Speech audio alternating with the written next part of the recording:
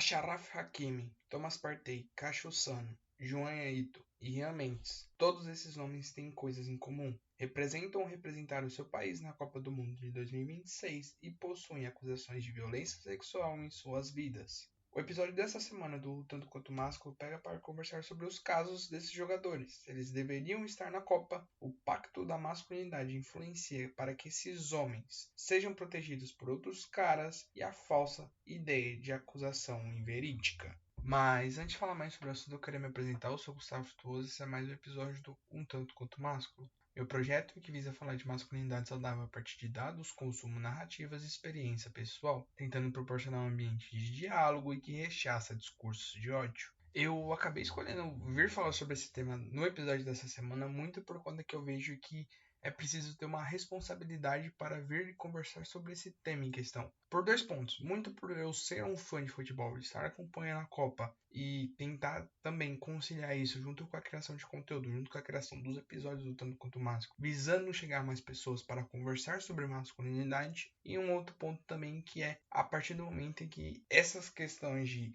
jogadores acusados de violência, jogadores que acabam tendo alguma coisa a responder dentro da justiça, sempre um assunto muito nebuloso entre os homens.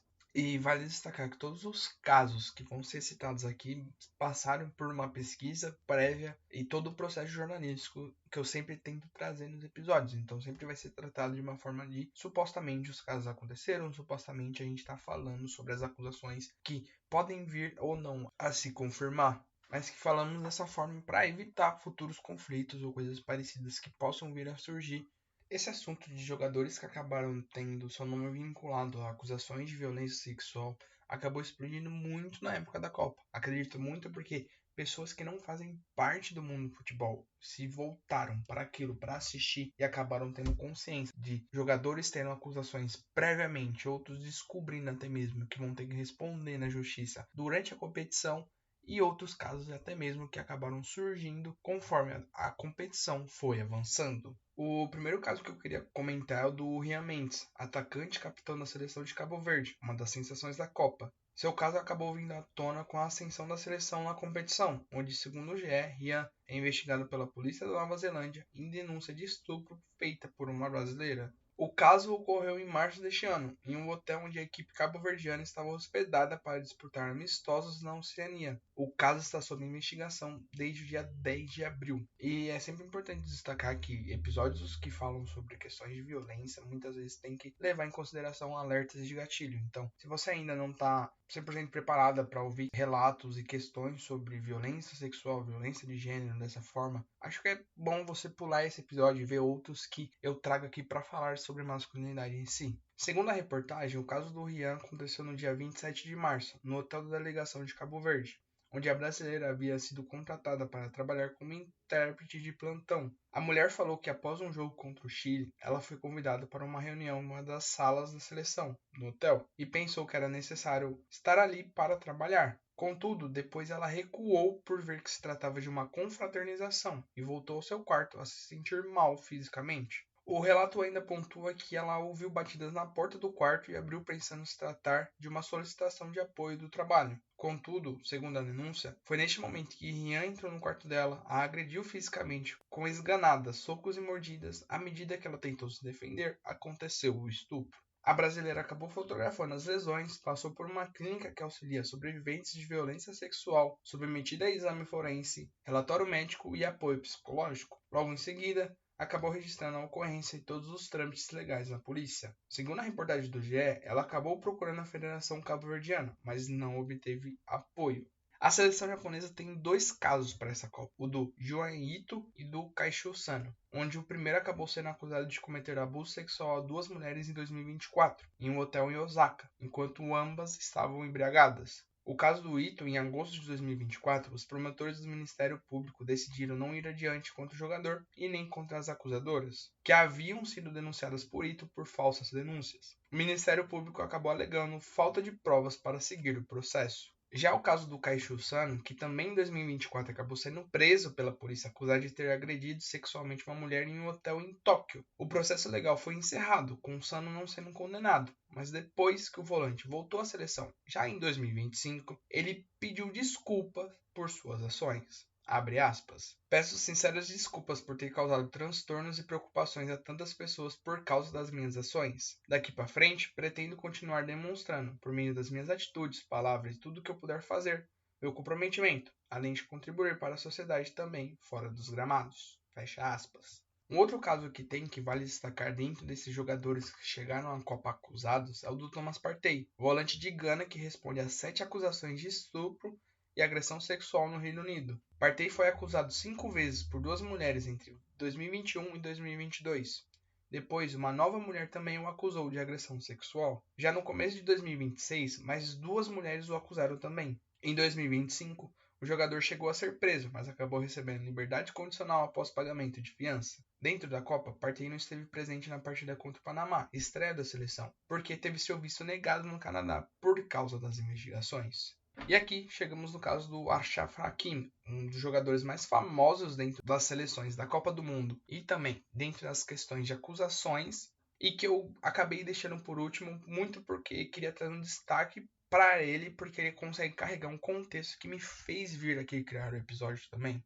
O lateral do PSG foi acusado de estupro por uma mulher em 2023, onde o caso acontece porque eles se conheceram pelo Instagram e Hakimi convidou ela para sua casa. No local, ele teria começado a beijá-la e fazer investidas sexuais sem o consentimento, antes de estuprá-la. A jovem alega que conseguiu fugir e pedir ajuda de uma amiga. O caso vem se desenrolando desde então, com Hakimi sempre negando, mas logo depois do começo da Copa, acabou surgindo a notícia que o lateral deveria comparecer à justiça por conta da acusação, onde durante todo esse período ele negava a acusação e acontecia os trâmites dentro da justiça. Mas, segundo o Tribunal de Apelação de Versalhes, foi considerado que a investigação permitiu concluir que existem indícios suficientes para o julgamento. Eu acabei deixando o Hakimi por último muito porque ele consegue fazer um link com os outros pontos que eu gostaria de destacar dentro do episódio, que são o pacto da masculinidade e a questão da ideia das falsas denúncias. Eu consigo fazer esse link junto com o Hakimi muito por conta que o lateral marroquino conseguiu se tornar um ídolo para muitos homens, especialmente para páginas de futebol,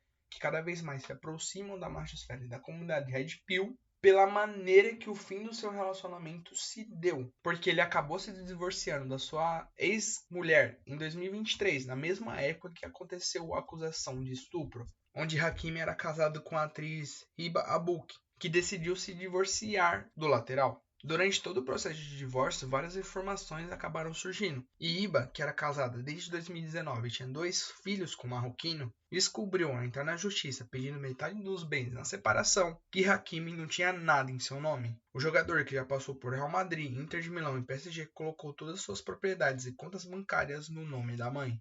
Essa situação da Iba ter pedido metade dos bens dentro da separação e acabar encontrando que o Hakimi não tinha nada no seu nome, acabou viralizando muito nessas páginas e vários homens repercutiram muito num ponto de colocar a Iba como uma mulher interesseira e o Hakimi como um grande esperto que acabou sendo melhor que uma mulher que estava vista como interesseira. Ele conseguiu salvar a sua carreira e o seu dinheiro em questão. Só que Iba acabou sendo muito atacada, até mesmo em programas de TV, por conta do processo de divórcio. E logo depois ela acabou se posicionando sobre toda essa questão e a forma que estava sendo repercutida todo o seu processo de divórcio, sendo algo muito explanado, explícito para todos a mídia, sendo que não deveria ser tão assim. Especialmente num ponto de colocar ela como uma mulher interesseira, sendo que ela conhecia o Hakimi antes mesmo dele estourar para o futebol. Abre aspas. É um mundo machista e misógino. Tendo em conta que, quando começamos a namorar, ele não ganhava dinheiro e eu era mais conhecida do que ele. O que é bom é que o que dizem não me afeta mais. Quero ser discreta para que amanhã não afete a nossa família. Confio que a justiça e o bom senso estão do meu lado.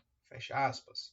E aí, depois dos casos destacados em questão, gostaria muito de destacar um ponto de contexto que leva esses homens a jogarem a Copa do Mundo e não ver tanto os outros caras se posicionando para que eles não participem do maior evento do mundo, onde nós podemos definir em 2 pontos: o pacto da masculinidade e a ideia da falsa acusação.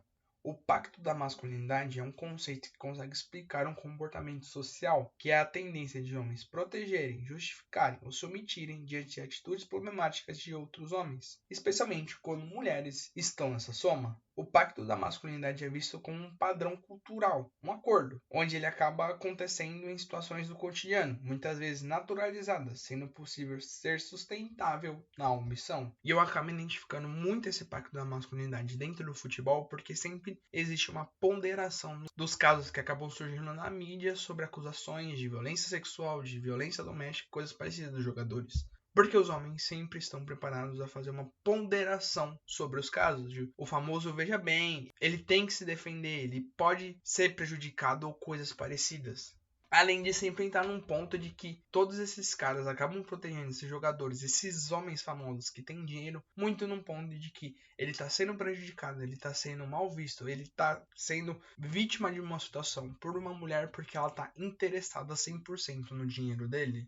E esse é um aspecto muito perigoso, porque esse tipo de situação, esse tipo de pensamento acaba sendo muito ligado a grupos masculinistas, a machosfera, a comunidade Red Pill, porque esses caras criam um ideal e cada vez mais propagam, chegando até mesmo a perfis de futebol, que o homem é o grande prejudicado da sociedade, o homem é o grande perseguido, e que o homem é alguém, é uma vítima, é um cara bonzinho que não tem a fazer mal algum, e a mulher tá sempre tramando para prejudicar ele. E o grande resultado, além do pacto da masculinidade ser cada vez mais fortalecido, existe o ideal de que cada vez mais não se acredite em denúncias realizadas por mulheres contra homens, muito na ideia de que esse homem está sendo o coitado da vez e está sofrendo uma denúncia falsa. Homens devem proteger outros homens porque eles são tidos como indefesos a partir disso. Só que, segundo o conteúdo do Diário de Pernambuco, pesquisas já apontam que as denúncias comprovadamente falsas não ultrapassam os 3%. Só que ainda assim, não passando de 3% das que foram comprovadamente falsas, que a pessoa em questão, o acusado, não fez nada, mesmo assim não passando de 3%, ainda assim grupos conspiratórios, grupos masculinistas acabam reiterando e jogando para cima esses dados falsos, que na realidade são falsos, jogando que as acusações falsas passam de 40%, chegam até mesmo 80%, sendo que isso não é verdade. São muito mais próximos de números irrisórios do que ao contrário. Só que isso acaba acontecendo porque é muito mais fácil proteger um homem que está ao seu lado, nessa broderagem, desse pacto de masculinidade, do que reconhecer que homens agridem, homens são agressores. E o cara do seu lado, que você conhece, que você gosta, no fundo também é um agressor. Ou até mesmo que o seu jogador favorito, aquele que você sempre para assistir, é um babaca, é um escroto que conseguiu traumatizar a vida de uma mulher, acabar com a vida de uma mulher a partir do ato que ele tomou por conta dele, por causa dele que não respeitou os limites. Depois de trazer toda essa questão de dados, casos, enfim, eu queria muito dar agora a minha opinião sobre o que eu acho dos casos, sobre a maneira que existe da gente se posicionar a partir disso. Porque acho que o meu ponto principal é sempre estar do lado da mulher, é sempre acreditar na mulher ao acusar, mas acho que além disso é um ponto de tipo, cara, por que você tá nessa posição? Por que você tá nessa posição de acusar de estupro, de violência sexual? Como você chegou a isso? Então, na minha cabeça é muito simples. A partir do momento que eu tenho uma acusação muito séria, eu quero cada vez mais rápido que esse cara possa se defender, possa provar que ele é inocente, ou caso contrário, que a acusação prove que ele é o culpado. No fim, o principal ponto é proteger mulheres, acreditar em mulheres e que a justiça seja feita. Se você tá tendo essa acusação, vá lá e prove. Prove que você é inocente. Ou a acusação, prove que ele é culpado. E eu não tenho nenhum tipo de parcimônia ou um pensamento pensando de tipo, caramba, esse cara que talvez sofra uma acusação falsa vai ser prejudicado por não disputar uma Copa do Mundo. Sendo que eu acho muito mais importante o cara falando que ele é inocente, falando que ele não fez nada, provar para si mesmo, para a sociedade, para a família que ele tem, que ele é inocente, para a sociedade que ele é inocente, do que tá disputando uma Copa do Mundo com cada vez mais as pessoas destacando que você tem uma acusação de estupro. Tipo assim, caramba, não faz sentido você prezar que esse homem joga uma Copa do Mundo só por não perder a oportunidade, sendo que ele tá carregando algo muito sério, que é uma acusação de violência sexual contra uma mulher.